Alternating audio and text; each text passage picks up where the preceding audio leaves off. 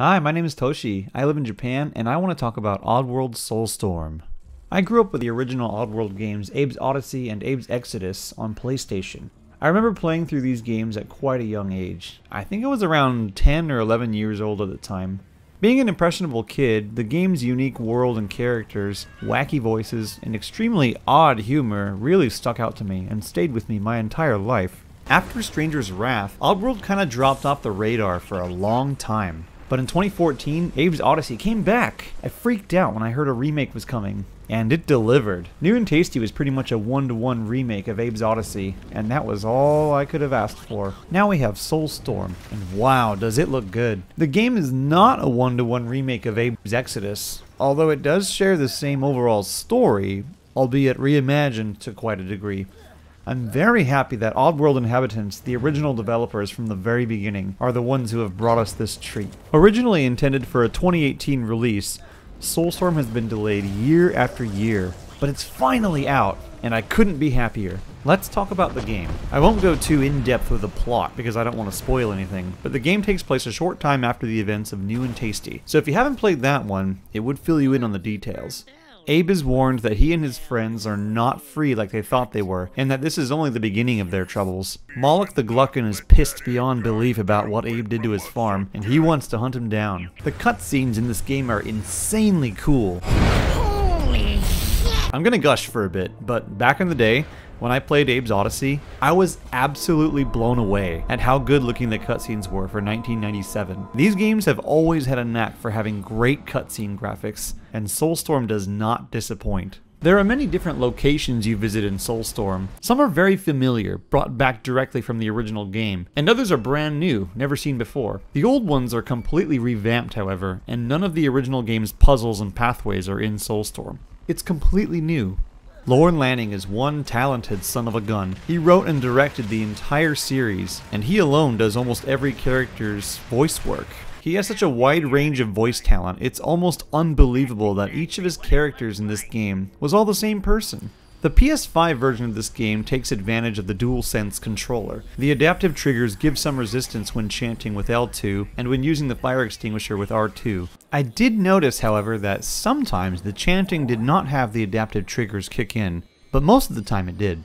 Chant suppressors work differently in Soulstorm than they did in Abe's Odyssey and Abe's Exodus. In the original games, they would only detect when Abe begins chanting and zap him. However, they're smarter in this game. They can detect when a possessed Slig walks nearby and will zap the Slig, forcing Abe out of his mind. This makes puzzles more difficult and will force the player to think harder about how to clear them. The GameSpeak controls are completely different than how they used to be. None of the shoulder buttons are used for the GameSpeak. Instead, they give several options by either tapping or holding the directional buttons. This means Abe can only move using the analog stick. R2 is no longer the sneak button, but L1 is instead. R2 is used for throwing objects. The right analog stick can be used to aim objects you throw, as well as Slig's gunshots, so that's pretty nice. I tried really hard to figure something out, but no matter how hard I tried, I couldn't get Abe to fart. As silly as it sounds, being able to make Abe fart whenever you wanted to was a huge charm in the older games, and it was even used to solve certain puzzles. Soulstorm never implements it, and from what I could tell, you can't even have Abe fart at all. Soulstorm has a looting and crafting system.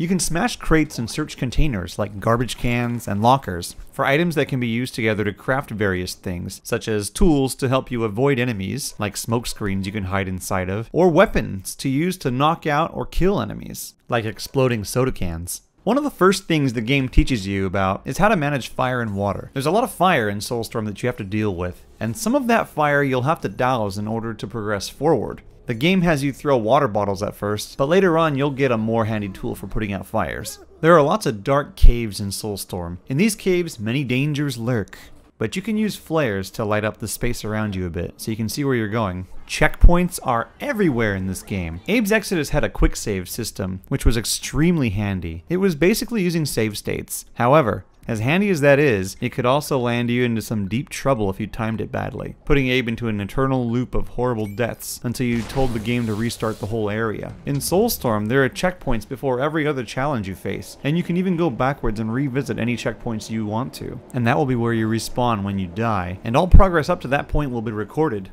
Earlier I mentioned lockers. Other than being able to find materials inside lockers, you can also hide inside of them yourself. This will hide you from sligs that walk by, and anyone who is following you will also hide in any nearby lockers as you do. Sligs in Soulstorm have a variety of weapons, whereas in Abe's Exodus they were limited to one weapon per type. Regular sligs only had their assault rifles, and flying sligs only had grenade launchers. In Soulstorm, there's a wide variety of slig variants, and they can have shotguns and flamethrowers as well. Sligs can also take advantage of ropes that take them to different levels of height. This really helps the player out while possessing sligs, but be careful. They can also use the ropes when chasing you. I was really happy to hear that the original game's sound effect that plays when Abe dies has been recreated for Soulstorm. It's very nostalgic. In Abe's Odyssey and Abe's Exodus, jumping physics were very strict. Every bit of ground you walk on had a very specific length that matched Abe's steps, and pressing triangle would let you hop over a specific amount of space. Of course, the jump button has been remapped to X in this game, but aside from that, you can freely control Abe's direction and momentum while airborne. To add to that, the game has a double jump, which makes it really easy to get to where you want to go. In the lower left corner of the screen, there's an indicator showing the total number of Mudokons in the stage, how many you've rescued, how many are actively following you, how many are waiting for you, and how many are dead. It's an extremely handy tool that is such a relief to have when trying to go for 100% of the Mudokons. Greeters are in the game. I was pleasantly surprised to see these familiar enemy rust buckets in Soulstorm. They're fairly deadlier than they were in Abe's Exodus, however. Originally, their scanners would only detect movement, so if you stood still while it passed over you, you'd be safe. Not anymore. This time, as long as it touches you, you're zapped into oblivion. Be careful with these. A lot of times in Soulstorm, you'll be presented with the challenge of guiding a huge group of Mudokons in the background to safety, while sligs come running in to start shooting at them. These are very challenging, but also quite fun. While normally guiding Mudokons along the same pathway as Abe, sometimes they're not very smart. I've had a couple times where fellow Mudokons stand right where a doorway closes, brutally killing them. Be mindful of where you have them stand. Regarding these Mudokons, there are a lot of bugs I encountered. A couple of times, I quickly hid in a locker, and all but one of the Mudokons hid with me. The one stayed outside, even though there are plenty of nearby lockers that were empty. Of course, things didn't go very well for him. There were a couple of other times where my fellow Muddies would not jump into a bird portal. I gave up on them and moved on. Once I had 4 Mudokon followers at a checkpoint and had to guide them across a deadly gap. I kept messing up and getting them killed, so I kept restarting at the checkpoint. Of course, the followers kept respawning as well, like they were supposed to. However, after about 4 tries, they just disappeared. No matter how many times I reloaded the checkpoint after that. They were just gone. The Mudokon indicator at the bottom of the screen showed that they were still following me, which was really puzzling. I could not rescue them anymore. Hopefully these bugs get patched out soon. I mentioned double jumping earlier, and it is extremely exploitable. In Oddworld games, falling from a high place meant certain death for Abe, but having the double jump circumvents that. You can jump from the highest ledge, and as long as you double jump just before hitting the ground, you'll land safely. One bug I found while playing this game is the saving checkpoint icon that shows up at the bottom of the screen. During many cutscenes, this mark stayed on screen through the entire scene. It's really distracting. One time a bird portal completely disappeared for an unknown reason and never came back. I couldn't rescue the large group of Mudokon followers I had with me. I had also hit a nearby checkpoint which didn't respawn the birds either, so I had to replay the whole level. And the birds were back when I came back to that point. Once I was at low health, and when your health is low, the screen edges get kinda hazy, as if your vision is slightly impaired. Lots of games do this, but after finding a healing point, the screen never fixed itself back to normal, until I possessed a slig. Some events are triggered by Abe's actions, and you lose control of Abe during this time, and an in-game cutscene will play for a short moment. If any enemies are approaching you, they will kill you during these scenes. It's kind of annoying. These scenes also cannot be skipped at all. Aside from being vulnerable to attack, some are also quite long, like in the early levels where you talk to characters standing around, and sometimes they have quite long, unskippable conversations. Replaying levels make these conversations near unbearable. Karma is a thing that turns out to be very important in Soulstorm. In Odyssey and Exodus, to get a good ending, all you needed to do was rescue at least half of the Mudokons in the game. In Soulstorm, however, half isn't good enough. Now it's based on a karma system called Kwarma, and rescuing Mudokons, killing Mudokons, and even killing Sligs affects your Kwarma. Kill too many Sligs, and your Kwarma will balance out to the bad side. Also, Sligs can kill themselves or each other, even without you possessing them, and it'll still count against your Kwarma. Be careful. The game has no paramites or scrabs, unless they were in a super secret area I didn't find. Abe's Odyssey and Abe's Exodus had entire levels filled with these beasts.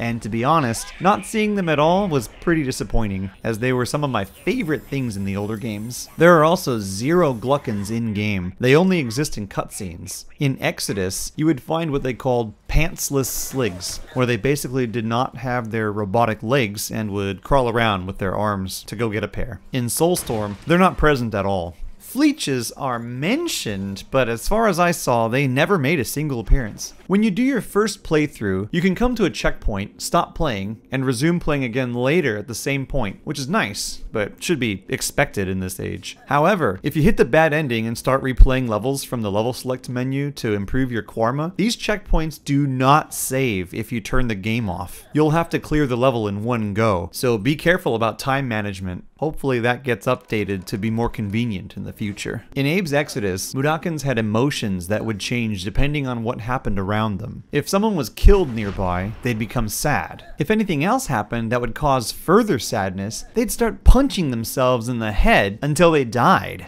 They could also get angry or affected by laughing gas and go crazy. In Soulstorm, there are no emotions, although you can set a passive or aggressive value to your followers, which would affect how they behaved while being attacked. Sadly, there are 0 wells in this game. That's not necessarily a bad thing, but there was a kind of charm about those wells. I'll miss them. That about covers all the things I wanted to talk about regarding Oddworld Soulstorm. If you made it this far, thank you so much for watching my video. I haven't made a review video for any games since over 10 years ago, so this was quite fun to get back into. I'd like to do more videos like this for both new games and older games, so if you'd like to see those, please subscribe. Oddworld Soulstorm was a fun experience, and while it was riddled with bugs, it wasn't so bad that I couldn't enjoy the game. I was disappointed that some things weren't included in the game, but really liked all the new stuff they added that wasn't in the original version. It was really cool seeing reimagined versions of familiar locations from the original, and all the new puzzles they added to Soulstorm were really fun. Scoring this game, I give it an 8 out of 10. Let's just hope they get those bugs patched out. This game is really solid and deserves a patch. I've loved Oddworld ever since the beginning, and I feel like a lot of people don't know about this franchise, and I want Soulstorm to be the thing that gets more people sucked in.